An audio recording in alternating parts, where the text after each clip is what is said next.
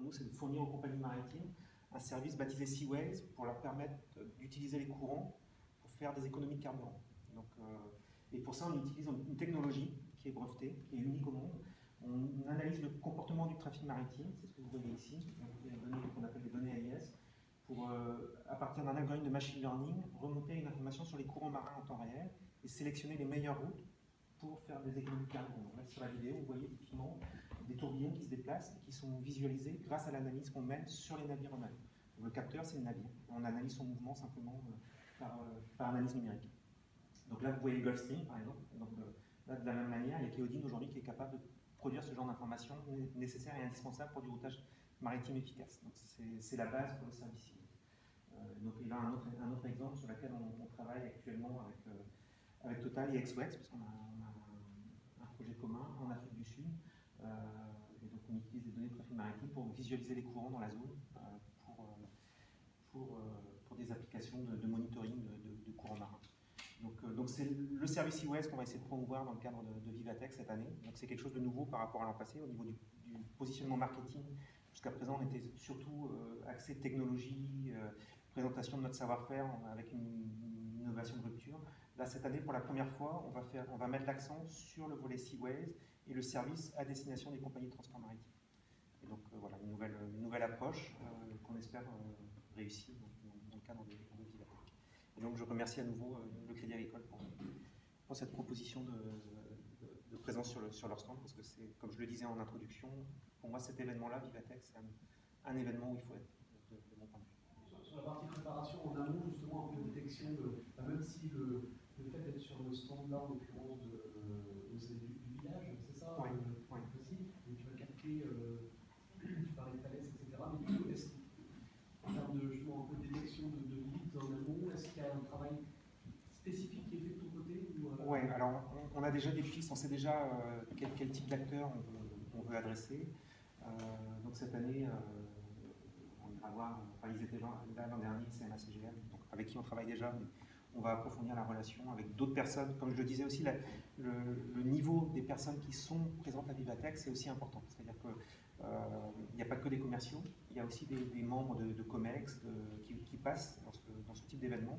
Et c'est l'occasion vraiment d'avoir accès aux décideurs et de consolider une relation qui est déjà établie. Donc, là, le retour d'expérience de Vivatech l'an passé, c'est il faut mettre en place un suivi par mail et provoquer les rendez-vous après sur place avec les équipes pour enfoncer le clou et aller jusqu'au contrat. Je prends l'exemple de Thales.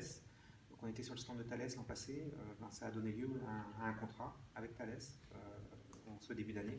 Donc ça a mis quand même quasiment un an à aboutir, mais la relation a vraiment été initiée au moment de Vivatech l'an passé avec eux. Du coup, vous faites quoi, des débriefs après chaque jour, par exemple, pour qualifier un peu les... Ouais, alors, non, on le fait pas forcément sur le salon, on le fait après, à la tête reposée. On a identifié les contacts, on repart avec des cartes de visite. Et puis... Donc, bonjour à tous. Je suis Javier Franco Contreras, cofondateur et président de Watu, une start-up issue de la recherche de l'Institut Unicom de l'Union Atlantique, qui développe des solutions de lutte contre la fuite, le détournement et la falsification de données et de documents sensibles par des utilisateurs autorisés, c'est-à-dire du personnel au sein de sociétés, mais également des collaborateurs, des sous-traitants, voire des clients qui sont autorisés à accéder à des informations sensibles. Donc, Watu valorise plus de 10 années de recherche et plusieurs relais de l'IMT. Donc, des recherches qui ont été menées à la base par mon associé, M. Gwenou Quatrier, qui est professeur à l'IMT Atlantique, et par moi-même.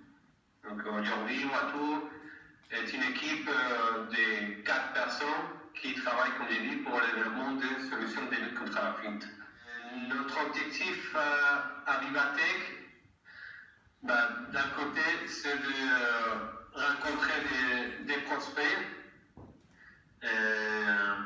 On sait que Vivatech, ce n'est pas le meilleur endroit pour aller trouver directement des contrats, parce que il y a vraiment trop de monde, c'est compliqué à pouvoir discuter de manière détaillée avec des gens. Donc l'idée c'est plutôt de trouver des contacts pour pouvoir après trouver des rendez-vous un peu plus qualifiés. Il y a un deuxième objectif très important de l'IVATEC et c'est gagner en visibilité. Qui fait principalement de la météo dans les zones, au moins vous verrez quelque chose de très long, n'est-ce pas, dans les zones où il y a des problèmes, donc c'est-à-dire 95% de la planète. Et on est personne n'est surpris par l'arrivée d'un cyclone, mais par contre tout le monde est gêné par ce qu'on appelle l'activité convective dans le monde entier. Et nous, on vient apporter des solutions à nos clients sur cette partie-là. Et quand je dis à nos clients, c'est l'ensemble des opérateurs qui jouent dehors, en gros. En gros, on a un marché qui vise deux secteurs, le maritime et l'aérien. Et on fournit, et c'est ce qu'on va présenter à l'IVATEC, une solution opérationnelle donc qui tourne actuellement. Ce n'est pas quelque chose qui est une vision de l'esprit ou quelque chose qu'on pourrait faire. Qui peut rentrer à la fois dans les avions, et qui rentre déjà dans les avions, et qui peut servir aussi aux opérateurs maritimes, et qui sert déjà aux opérateurs maritimes. Mais ça illustre complètement ça. Donc les systèmes connectifs, c'est quand vous êtes en vacances l'été, pas ici, parce qu'il n'y en a pas beaucoup en Bretagne, mais ça arrive. On voit les orages, donc ces nuages en forme d'enclume qui montent très haut. C'est le problème principal pour l'aéronautique et pour les travaux maritimes. Alors en France, ils sont gentils, dans le sud de la France, ils le sont déjà beaucoup moins. Et sur toute la zone tropicale, ils sont extrêmement violents et destructeurs. Et ils peuvent naître en quelques minutes. Donc ils passent carrément à travers les mailles du filet des prévisions. Donc nous, on apporte des systèmes d'observation et de prévision de ces systèmes. Donc, voilà. Notre problématique, nous, c'est d'atteindre en fait un décideur ou quelqu'un qui a compris l'intérêt du produit. Et quand c'est le cas, la contractualisation suit. Généralement. On a eu quand même quelques succès qui sont importants, donc sur la Coupe de l'Amérique avec Emirates Nouvelle-Zélande, avec ce système, avec Spindrift, donc sur le trophée Jules Verne, même si c'est arrêté dans l'océan Indien, on a participé au record entre l'île d'Ouessant et l'Équateur, et ça a même été tweeté par le skipper avec une photo de notre application qui a vraiment changé la donne sur la voile de haut niveau, puisqu'on passe maintenant le poteau noir en ayant une vision de la position de ces systèmes connectifs. Alors avant, on avait une zone molle sur laquelle on ne savait pas trop quoi faire et on passait par des points statistiques.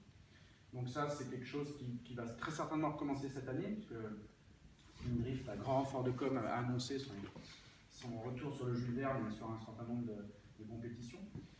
On a travaillé aussi avec Gitana, donc l'équipe de la famille Rothschild. Sur les parties plus industrielles, maritimes, on a travaillé par exemple cet été à l'installation d'un FPSO qui est une raffinerie en fait, flottante dans le golfe de Guinée, donc, pour un coût de quand même 6,5 milliards, qui va assurer 10% de la production mondiale. Et on a assuré avec succès la prévision de systèmes connectifs, ce qui était la première fois que c'était fait pour une compagnie pétrolière. Donc évidemment, ça nous ouvre beaucoup de portes. Notamment dans le monde de l'oil and gas, puisqu'on est actuellement les seuls à être capables de faire ça par rapport à tous les groupes qui font la météo.